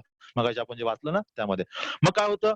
नवीन हृदय आल्यामुळे नया मन मिलने के द्वारा हमारे विचार बदलते हैं. आम्हाला नवीन विचार येतात. आम्ही जुन्या विचाराने चालत नाही. देवाचे विचार आमचे विचार बनतात किंवा देवाचं वचन आमच्या विचारांवरती काय करतं? नियंत्रण करतं. आम्ही काय करतो मग? प्रभू येशू ख्रिस्ताच्या इच्छेप्रमाणे चालायचा प्रयत्न करतो. कसं? कारण आम्हाला काय मिळालेलं आहे?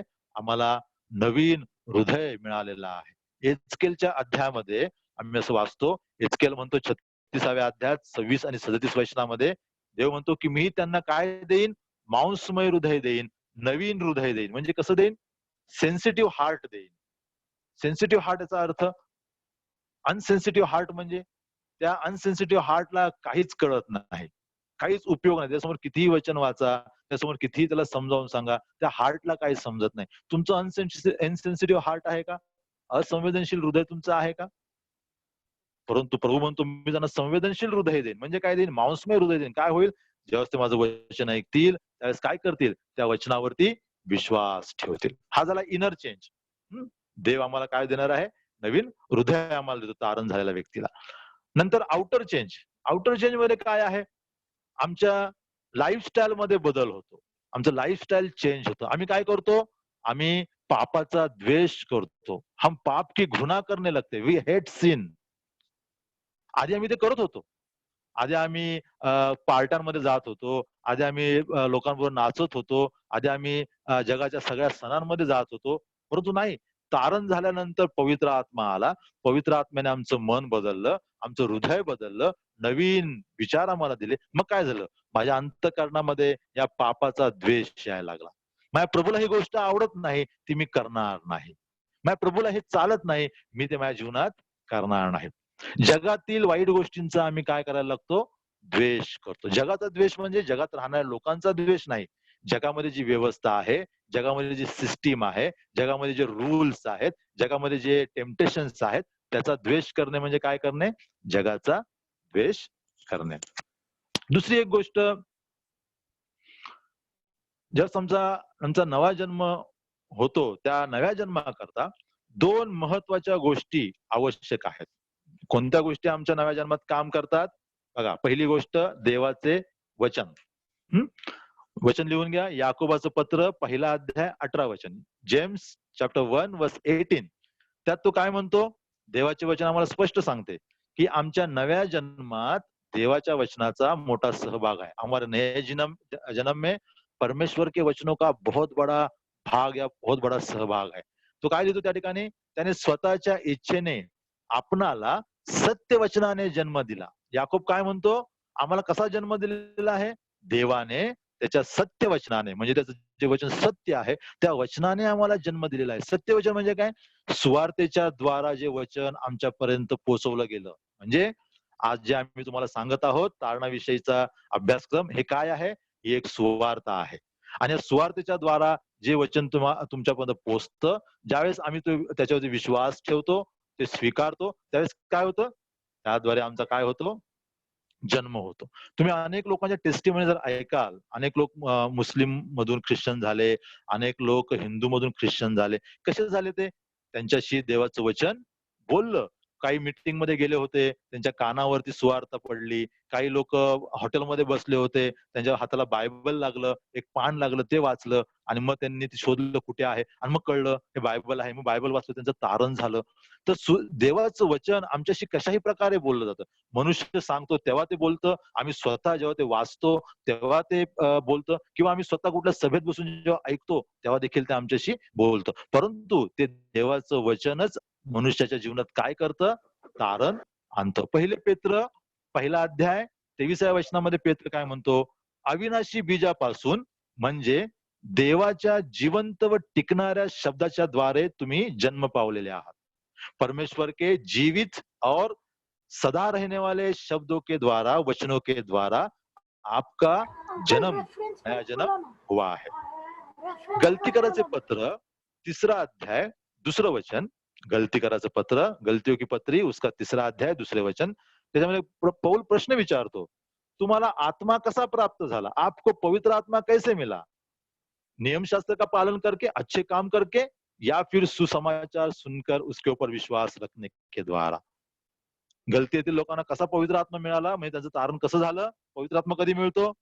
पवित्र आत्मा प्रभू येशू ख्रिस्ताला तारणारा म्हणून स्वीकारल्यावरती, पापांची क्षमा प्राप्त झाल्यावरती, त्याच क्षणाला आमच्या अंतःकरणात पवित्र आत्म्याचा शिक्का मारला जातो. पौल ते विचारत आहे, पवित्र आत्मा कधी मिळाला, कसा मिळाला, म्हणजे तुझं तारण कसं झालं? चांगली कामं करून नाही. कसं झालं? देवाच्या सुवार्तेचं वचन ऐकल्यावरती. यामध्ये एक नियम आहे. पहिलं काय आहे आमच्या जीवनामध्ये? पौल म्हणतो सुवार्ता गाजवली गेली पाहिजे. सुवार्ता सांगितली नाही तर तुम्ही ऐकणार नाही, आणि म्हणून सुवार्ता सांगितली जाते. नंतर काय झालं पाहिजे? सुवार्ता सांगितली आणि जर तुम्ही ऐकली नाही तर उपयोग नाही, आणि म्हणून सुवार्ता ऐकली गेली पाहिजे. देवाचं वचन ऐकलं गेलं पाहिजे. नुसतं ऐकून उपयोग नाही, ते स्वीकारलं पाहिजे. म्हणजे काय स्वीकारलं पाहिजे? आज आम्ही काय सांगितलं?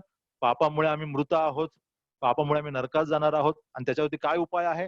तारण आवश्यक आहे. तारण कसं आहे? प्रभू येशू ख्रिस्तावरती विश्वास ठेवण्याद्वारे तारण आहे. या गोष्टींना स्वीकारलं पाहिजे. म्हणजे काय केलं पाहिजे? ह्या गोष्टी बरोबर आहेत, देवाने सांगितलेल्या आहेत, म्हणजे हे कसं आहे? हे खरं आहे, असं स्वीकारलं पाहिजे. पुढे नुसतं स्वीकारून उपयोग नाही. अनेक लोक जगातले मान्य करतात की आम्ही पापी आहोत, आम्ही खूप पाप करतो, परंतु ते पश्चाताप करत नाही. पौल काय म्हणतो? नुसतं स्वीकारून उपयोग नाही. काय केलं पाहिजे? पश्चाताप केला पाहिजे. प्रभू येशू ख्रिस्ताकडे पाप कबूल केले पाहिजेत, आणि प्रभू येशू ख्रिस्ताला आपल्या जीवनात तारणारा म्हणून स्वीकारलं पाहिजे. जोपर्यंत अशी प्रक्रिया येत नाही तोपर्यंत काय होत नाही? आमचं तारण होत नाही. ऐकणे, स्वीकारणे, पाप कबूल करणे आणि प्रभू येशू ख्रिस्ताला आपल्या जीवनात आमंत्रित करणे, याद्वारे आमच्या जीवनात तारण होतं. पहिला आम्ही बघितलं आमच्या तारणात देवाच्या वचनाचा सहभाग आहे. नंतर आमच्या तारणामध्ये देवाच्या आत्म्याचा सहभाग आहे, पवित्र आत्म्याचा सहभाग आहे. बघा योहान 3रा अध्याय 5वं वचन, त्यामुळे असं लिहिलंय, पाण्यापासून व आत्म्यापासून जन्म घेतल्या वाचून कोणीही देवाच्या राज्यात प्रवेश करत नाही. पाण्यापासून म्हणजे देवाच्या वचनापासून, आणि आत्म्यापासून म्हणजे पवित्र आत्म्यापासून जन्मल्या वाचून कोणीही देवाच्या राज्यात प्रवेश करत नाही. योहान 3:6 मध्ये काय म्हटलं बघा? आत्म्यापासून जन्मलेले काय आहेत? आत्मा आहेत. म्हणजे ज्यांचा नवा जन्म होतो ते काय आहेत? आत्मा आहेत. योहान 3:8 त्याच्यामध्ये पण काय म्हणतो प्रभू येशू ख्रिस्त? जो आत्म्यापासून जन्मलेला आहे. तर आमच्या नव्या जन्मात कोणाचा सहभाग आहे? पहिला देवाच्या वचनांचा म्हणजे सुवार्तेचा, म्हणजे देवाच्या वचनाचा, आणि नंतर देवाच्या पवित्र आत्म्याचा. या दोघांच्या द्वारा मनुष्याचं काय होतं? मनुष्याचं म्हणजे तुमचं आणि माझं तारण होतं. आता या तारणामध्ये किंवा आमच्या नव्या जन्मामध्ये 2 महत्वाच्या बाजू आहेत. त्याला आम्ही 2 अंग म्हणतो. पहिली दैवी बाजू, देवाची बाजू. देवाची बाजू म्हणजे काय बघा? योहान 1 अध्याय 13 वचन. देवाच्या इच्छेने आमचा जन्म झाला आहे. याकूब देखील तेच म्हणतो, आमच्या नव्या जन्मामध्ये देवाची इच्छा आहे. कोणाचा नाश व्हावा ही देवाची इच्छा नाही, तर सर्वांनी काय करावं? सर्वांनी पश्चाताप करावा म्हणून देवाची इच्छा आहे. परंतु देवाची इच्छा आहे अनेकांचं तारण व्हावं, परंतु मनुष्याची इच्छा नसेल तर? आज जे जगात आम्ही चारी बाजूला पाहत आहोत त्या सगळ्यांकरता प्रभू येशू ख्रिस्त मरण पावलेला आहे, परंतु त्यांची इच्छा नाही की आमचं तारण व्हावं. त्यांचा विश्वास नाही प्रभू येशू ख्रिस्ताच्या अर्पणावरती, आणि म्हणून ते काय करतात? प्रभू येशू ख्रिस्ताला आपल्या जीवनात तारणारा म्हणून स्वीकारत नाही. आमच्या तारणामध्ये देवाची इच्छा महत्वाची आहे. हा, जर देवाची इच्छा नसती तर आमच्या तारणाकरता प्रभू येशू ख्रिस्ताला त्याने पाठवलं नसतं. आणि म्हणून प्रभू येशू ख्रिस्ताचं वधस्तंभावरचं मरण आणि पुनरुत्थान हे देवाच्या इच्छेनुसार तुमच्या आणि माझ्या तारणाकरता झालेला आहे. दुसरा भाग काय त्याच्यामध्ये? मनुष्याची इच्छा. म्हणजे देवाने इच्छा प्रकट केली, प्रभू येशू ख्रिस्ताला वधस्तंभावरती खेळलं, त्याला पुनरुत्थित केलं, आणि आता आम्हाला काय सांगितलं वचनाच्या द्वारा? की पापी व्यक्तीने प्रभू येशू ख्रिस्तावरती विश्वास ठेवला तर मी त्याला काय देईन? पापांची क्षमा देईन. परंतु मनुष्याची इच्छा नाही, आणि म्हणून अनेक लोक तारण पावत नाहीत, अनेकांना पापांची क्षमा मिळत नाही. मित्रांनो, प्रभू येशू ख्रिस्ताच्या द्वारा पित्याने, देवबाप्पाने आपली इच्छा प्रकट केलेली आहे की जी लहान मुलं आज ऐकत आहेत, त्याबरोबर जे तरुण ऐकत आहेत, त्यांच्यावर त्यांचे आई वडील ऐकत आहेत, त्यांचं काय व्हावं? त्यांचं तारण व्हावं. पण खरोखर प्रियांनो, तुमची इच्छा आहे का की आमचं तारण व्हावं, आम्हाला पापांची क्षमा मिळावी आणि आम्ही देवाच्या घरचे लोक व्हावे? योहान काय म्हणतो पहिल्या अध्याय 12 वचनामध्ये की जितक्यांनी त्याचा म्हणजे प्रभू येशू ख्रिस्ताचा स्वीकार केला तितक्यांना त्याने त्याची लेकरे म्हणजे देवाची लेकरे होण्याचा बहुमान दिला किंवा अधिकार दिला. प्रियांनो, मुलांनो, जर आम्ही प्रभू येशू ख्रिस्ताला स्वीकारत नाही तर आम्ही काय नाही आहोत? देवाची लेकरे नाहीत. आम्ही देवाची लेकरे कधी होतो? आम्ही प्रभू येशू ख्रिस्ताच्या द्वारा, आमच्या तारणाच्या द्वारा आम्ही देवाची मुले होतो. आणि म्हणून देवाची इच्छा आहे तुम्ही काय व्हावे? देवाची मूल व्हावे, तुम्ही स्वर्गीय राज्यात यावे. परंतु त्याचबरोबर आमची देखील इच्छा असणं आवश्यक आहे की आमचं काय व्हावं? आमचं तारण व्हावं आणि आम्हाला देखील देवाच्या राज्यात प्रवेश मिळावा.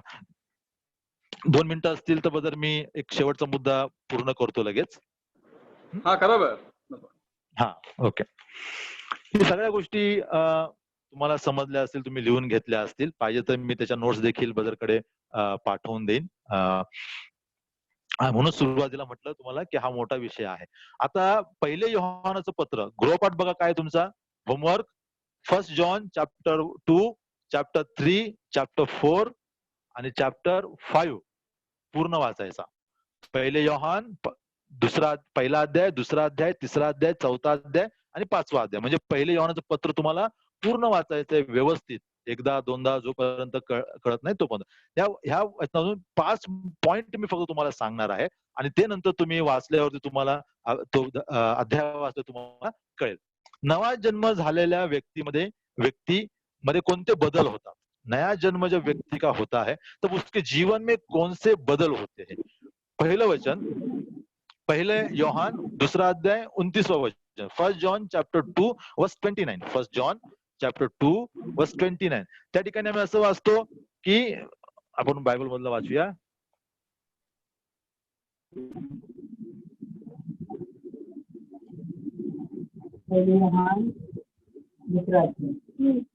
आम्ही वाचतो तुमच्याकरता. तो न्यायसंपन्न आहे हे जर तुम्हाला माहित आहे तर जो नीतीने चालतो तो त्याच्यापासून जन्मलेला आहे. जो नीतीने चालतो तो देवापासून जन्मलेला आहे. पहिली गोष्ट काय? नवा जन्म होतो ते काय करतात? ते नीतीने चालतात. नीतीने चालतात म्हणजे देवाच्या नियमाप्रमाणे आपल्या जीवनात चालतात. आणि देवाचे नियम कुठे दिलेले आहेत? देवाचे नियम आपल्याला पवित्र शास्त्रामध्ये दिलेले आहेत. देवाचे नियम अंकल लोक आपल्याला मंडळीतून शिकवतात आणि म्हणून ते व्यवस्थित ऐकायचे, व्यवस्थित लिहून घ्यायचे आणि आमच्या जीवनात आपल्या जीवनात चालण्याचा प्रयत्न करतो. कारण काय? जे नीतीने चालतात, जे देवापासून जन्मलेले आहेत म्हणजे ज्यांचा नवा जन्म झालेला आहे ते काय करतात? ते नीतीने चालतात. पहिली गोष्ट. दुसरा मुद्दा 1 जॉन चॅप्टर 3 वर्स 9. पहिले योहान तिसरा अध्याय 9 वचन. जे देवापासून जन्मलेले आहेत, जो कोणी देवापासून जन्मलेला आहे तो पाप करीत नाही. बापरे, काय करत नाही? पाप करीत नाही. म्हणजे काय?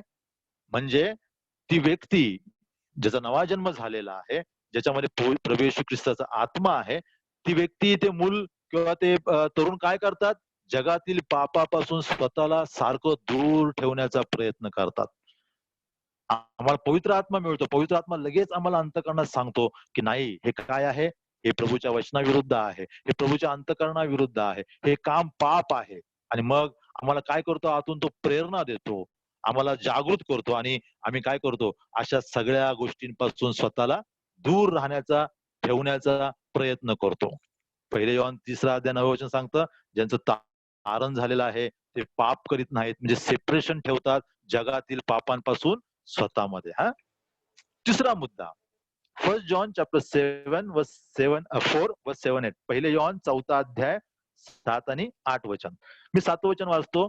जो कोणी प्रीती करीतो तो देवापासून जन्मलेला आहे. म्हणजे काय, ज्यांचं तारण झालेलं आहे ते काय करतात, एकमेकांवरती प्रीती करतात. कशी प्रीती करतात, पवित्र आत्मा येतो आणि आमच्या प्रीतीचं सगळ्यात मोठं सोर्स काय आहे, आम्ही पवित्र आत्म्याच्या द्वारा प्रीती करतो. म्हणजे आमच्या प्रीतीमध्ये काय येते, देवाची प्रीती येते, दैवी प्रीती, डिवाइन लव्ह आमच्यामध्ये येतं. आणि म्हणून आम्ही कोणाचा द्वेष करू नये, आम्ही कोणाला तुच्छ लेखू नये, आम्ही कोणाला कमी बोलू नये, कमी लेखू नये. आम्ही काय करावं, आपल्यासारखीच एकमेकांवरती प्रीती करावी. तारण झालेली व्यक्ती, नवा जन्म झालेली व्यक्ती काय करते, प्रीती करते. कारण त्याला समजतं की प्रभू येशू ख्रिस्ताने माझ्यावरती काय केलेली आहे, प्रीती केलेली आहे. आणि म्हणून ती प्रीती तो इतरांवरती देखील करतो. प्रभू येशू ख्रिस्ताने सांगितलं, जसं मी तुम्हावरती प्रेम केले तसेच तुम्ही देखील काय करा, एकमेकांवरती प्रेम करा. पहिले योहान 5 अध्याय 1 वचन. 1 जॉन चॅप्टर 5 वर्स 1. येशू हा ख्रिस्त आहे असा जो विश्वास धरतो तो देवापासून जन्मलेला आहे. बापरे, ज्यांचा नवा जन्म झालेला आहे ते प्रभू येशू ख्रिस्ताला काय समजतात, ख्रिस्त म्हणजे अनॉइंटेड किंवा अभिषिक्त. अभिषिक्त म्हणजे ज्याला देवाने विशेष कामाकरता अपॉइंट केलेला आहे. प्रभू येशू ख्रिस्ताला तुमच्या आणि माझ्या करता वधस्तंभावरती मरण्याकरता अनॉइंट केलं होतं किंवा अपॉइंट केलं होतं. जुन्या करारामध्ये, ओल्ड टेस्टामेंट मध्ये 3 लोकांना अनॉइंटिंग केलं जायचं. राजाला अनॉइंटिंग केलं जायचं, प्रिस्टला, याजकाला अनॉइंट केलं जायचं आणि संदेशाला, प्रॉफिटला अनॉइंट केलं जायचं. नव्या करारात आम्ही प्रभू येशू ख्रिस्ताविषयी वाचतो. काय प्रभू येशू ख्रिस्त काय आहे, प्रभू येशू ख्रिस्त आहे म्हणजे तो अभिषिक्त आहे.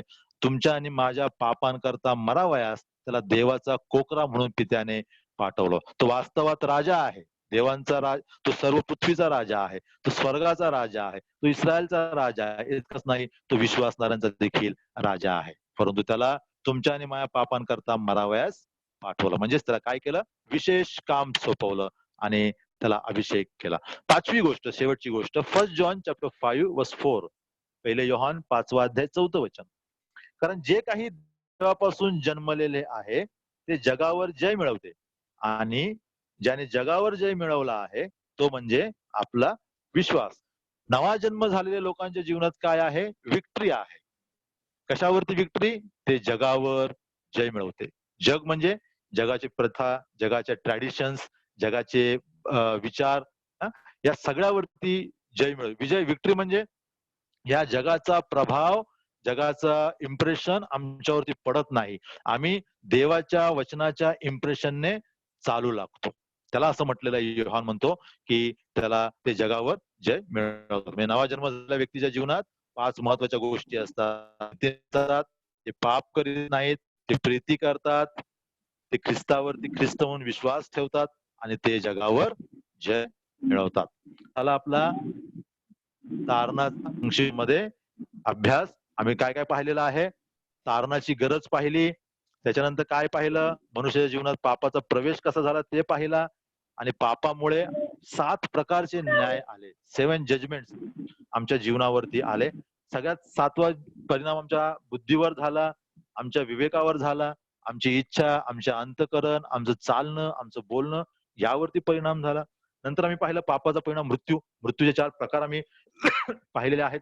आणि मृत्यूपासून सुटण्याचा एकच मार्ग प्रियानो तुम्हाला आणि मला दिलेला आहे, तो म्हणजे कोणता आहे, तारणाचा, प्रभू येशू ख्रिस्ताचा. आणि म्हणून तुमच्या आणि माझ्याकरता काय आवश्यक आहे, तारण आवश्यक आहे. आणि नंतर नवा जन्म आम्ही बघितला. नवा जन्म म्हणजे काय त्याविषयी आम्ही बघितलं. त्याच्यानंतर नव्या जन्माचे 2 बदल बघितले, इनर चेंज, आउटर चेंज. त्याच्यानंतर नव्या जन्मामध्ये आवश्यक असणारे 2 एजंट्स बघितले आम्ही, देवाचं वचन, गॉड्स वर्ड आणि गॉड स्पिरिट, देवाच्या वचनाच्या द्वारे आणि देवाच्या आत्म्याद्वारे आमचा नवा जन्म होतो. नंतर 2 अंग बघितले आम्ही देवाच्या नव्या जन्माची, divine side and human side बघितले आम्ही. आणि अशा प्रकारे आम्ही काही महत्वाचे विषय आज अभ्यासलेले आहेत. देवा तुम्हा सगळ्यांना सहाय्य करो. येणाऱ्या लॉकडाऊनच्या कालखंडामध्ये जे तुम्ही वचन ऐकत आहात, वाचत आहात, त्यातून देवाचा उद्देश एकच आहे मुलांनो, की तुमचं तारण व्हावं, सैतानाच्या ताब्यातून तुम्ही सुटले जावं आणि देवाचे मूल बनावेत. म्हणून येणाऱ्या दिवसामध्ये जर अद्याप प्रभूला तुम्ही तारणारा म्हणून स्वीकारलं नसेल तर लक्षात घ्या, आम्ही सगळे जन्मापासून काय आहोत? पापी आहोत. पापाचं वेतन आहे आणि पापाचे अनेक परिणाम आमच्या जीवनावर आहेत. प्रभूची इच्छा आहे की तुम्ही त्या पापातून सुटावेत. म्हणून प्रभू येशू ख्रिस्त तुमच्याकरता वधस्तंभावरती मरण पावला, त्याचे हाल करण्यात आले, तो पुरला गेला, पुनरुत्थित झाला, आज तो पित्याच्या उजव्या हाताला बसलेला आहे.